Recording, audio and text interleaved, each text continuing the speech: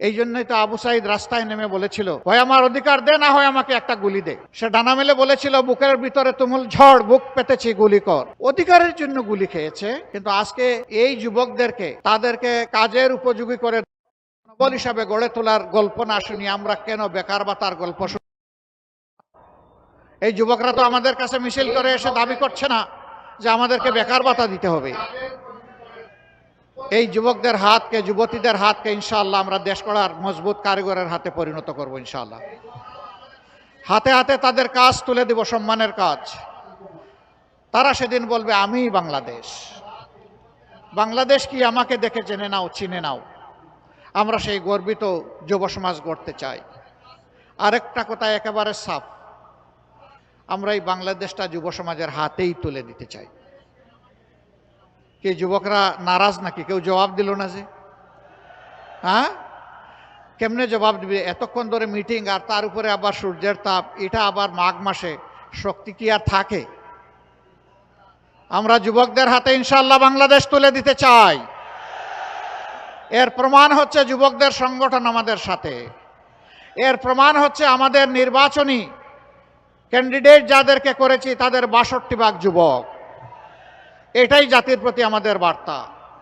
এটি হবে তারুণ্যের বাংলাদেশ ইনশাআল্লাহ। এটি হবে যৌবনদীপ্ত বাংলাদেশ। যৌবন কোনো বাধা মানে না। হিমালয় পর্বত হলে আল্লাহর পর ভরসা করে ডিঙ্গে যাবে ইনশাআল্লাহ। আমরা পিছনের দিকে কামড়াকামড়ি করব না। পিছনের সকল ঐতিহ্যকে আমরা ধারণ করে সামনে এগিয়ে যাব ইনশাআল্লাহ। আমাদের লক্ষ্য এখন শুধু সম্মুখ পানে। আমাদের লক্ষ্য জাতিকে ঐক্যবদ্ধ করে এগিয়ে যাওয়া। এই জন্যে দলের ভিতরে দলকে হজম করার এই নীতিতে আমরা বিশ্বাস করি না। আমরা দলকে তার সম্মানের জায়গায় রেখে যার যার প্রতীকে 11টি দল নির্বাচনে আমরা অবতীর্ণ হয়েছি। আর আমরা ঘোষণা দিয়েছি, প্রতীক যেখানে যেটা পড়বে ওইটাই আমাদের সবার প্রতীক। আমরা এইভাবে ঐক্যের একটা বার্তাই জাতিকে দিচ্ছি। আমরা কথা দিচ্ছি ইনশাআল্লাহ আগামীতে ঐক্যের সরকার গঠিত হবে। এমনকি এখন যারা আমাদের সাথে প্রতিদ্বন্দ্বিতা করবেন, আল্লাহ তাআলা যদি আমাদেরকে সফলতা দেন, আমরা যদি বিজয়ী হই, আমরা তাদেরকেও বলবো, আসেন আপনারাও অবদান রাখেন। শর্ত মাত্র 3টা মানলেই হবে।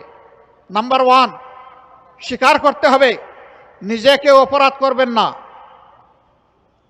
নিজে কেউ দুর্নীতি করবেন না, ব্যাংক ডাকাতি, শেয়ার মার্কেট লুট করবেন না, জনগণের পকেটে হাত দিবেন না, এবং কোনো দুর্নীতিবাজকে নিজের বগলের তলে আশ্রয় দেবেন না।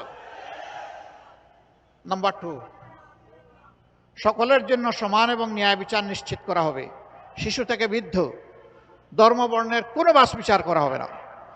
এদেশের নাগরিক, এমনকি এদেশে বসবাসকারী যে এদেশের নাগরিকও নয়, তারও ন্যায় বিচার পাওয়ার অধিকার আছে। সেই ন্যায় বিচারটা আমরা নিশ্চিত করব। কোনো রাজনৈতিক নেতা কিংবা দল বিচারের উপর হস্তক্ষেপ করতে পারবেন না।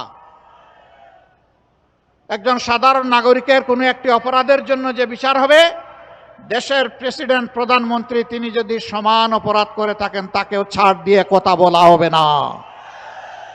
কারো জন্য বিচারে কোনো দায় মুক্তি, ইম্পিউনিটি থাকবে না।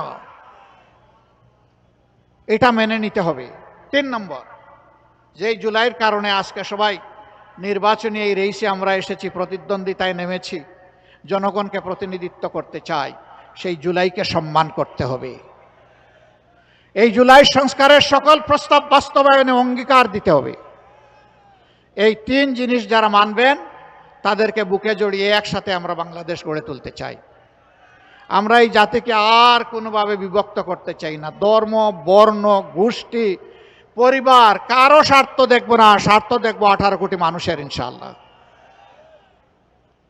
সম্মানিত ভাইয়েরা, এই দেশে শুধু মুসলমানরা আমরা বসবাস করি না, আরো 3টি ধর্মের মানুষ বসবাস করে। আমরা তাদেরকে নিশ্চয়তা দিচ্ছি, কথা দিচ্ছি,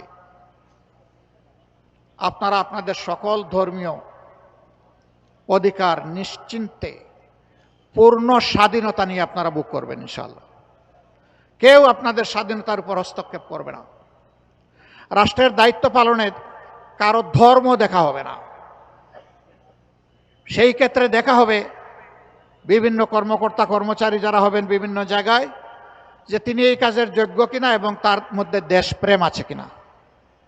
এই 2 শর্ত পূরণ হলেই উপযুক্ত কাজটি যে কোনো ব্যক্তির, নাগরিকের কাছে চলে যাবে।